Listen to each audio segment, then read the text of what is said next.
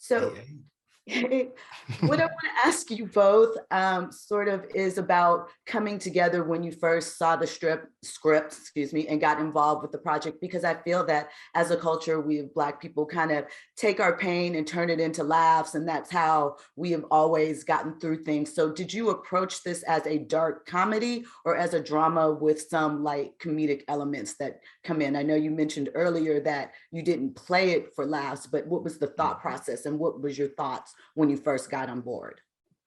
I mean, I'll just say quickly, for me as a director, I always saw this as a love story, simple and plain between Sean and Kunle.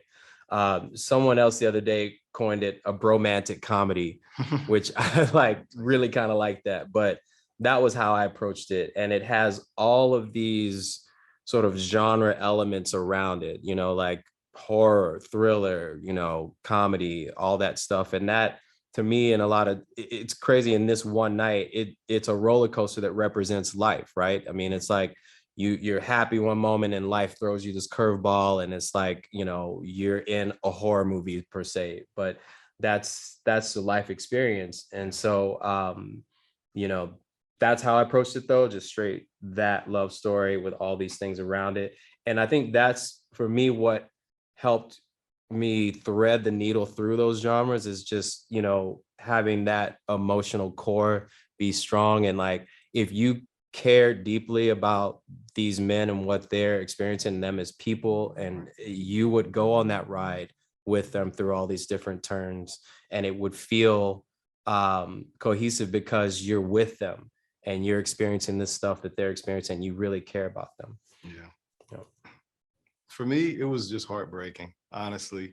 I don't think I can recall seeing a loss of innocence at that old an age.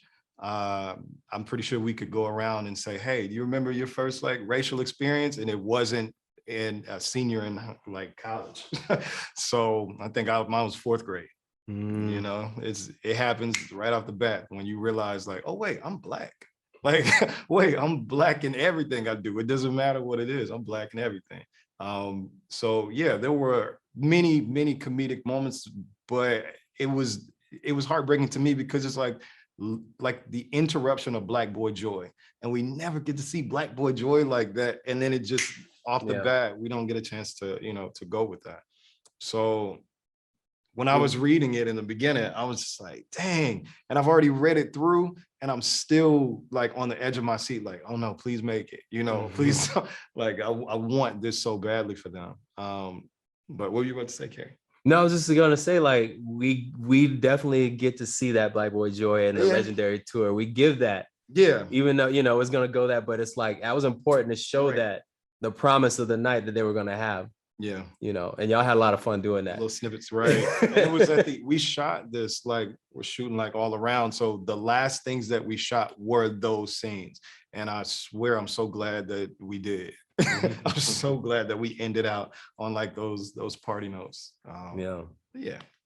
It's Jill Monroe again. So the question is for the three of you. We've referenced a couple of times now how this is a bromance or a love story between two friends. So I want to know, is that something that the three of you individually have within your life? Do you have those friends that you can be open and vulnerable with?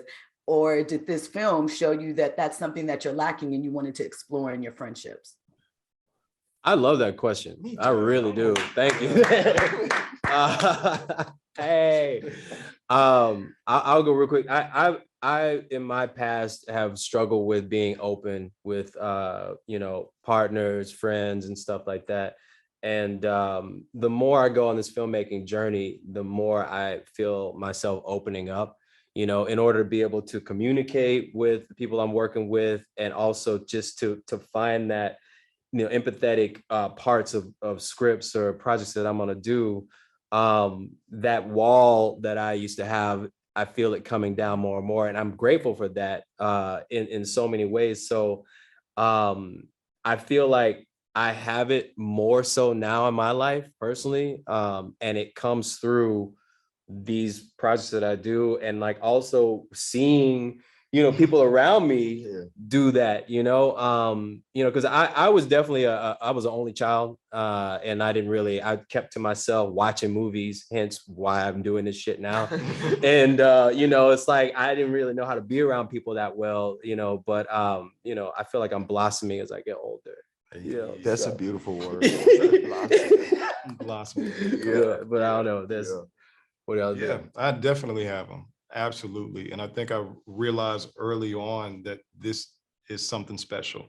My mom and dad always told me, because I'm like, I got all these friends at school. My mom was like, you got like 4 friends. And when the older you get, if you can keep those 4 friends as old, like, throughout your life, then you'll be doing something well. And that's really, I'm thinking of like the men.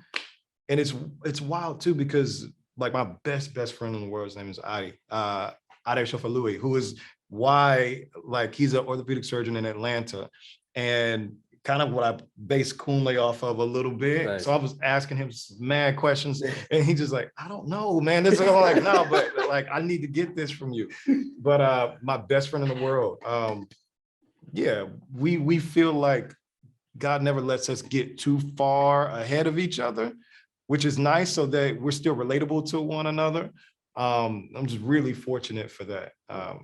That I have other relationships like that, but that one has been since 7th grade, so absolutely. That's beautiful to have that. Yeah, it really is. Yeah. I definitely got a lot of friends in general, right? Just because where I'm from, like, we lose a lot of people. So a lot of people that I used to go to school with and such, like my bus right now, I used to ride a bus 224, right? And only only like 10% of us are still, alive and such, you feel me? So I had to learn how to kind of appreciate friends more, right? With also, as Carey said, breaking down that, barrier of, all right, I can actually tell my friends how I feel, you feel me? I don't ever like to let none of my boys feel like they not loved or don't get nobody, you feel me? Because I know on a day-to-day basis, that's not what they walk out to. So I have that with everybody. Even when I got to first meet Donald, right? And we kind of told each other, we got each other's back when it came to the film. It's like, all right, word, look, whatever you need, bro, like, I got you, you know what I'm saying? And whatever, Don needed in the same way, I knew that I could provide that for him. Like, when we shot the lab scene, it kind of all paid off. You feel me? Because in the rehearsal, I was willing to be as vulnerable as I needed to be. You feel me? I didn't mind crying, snotting, a little bit of sweating. It happens when you get emotional.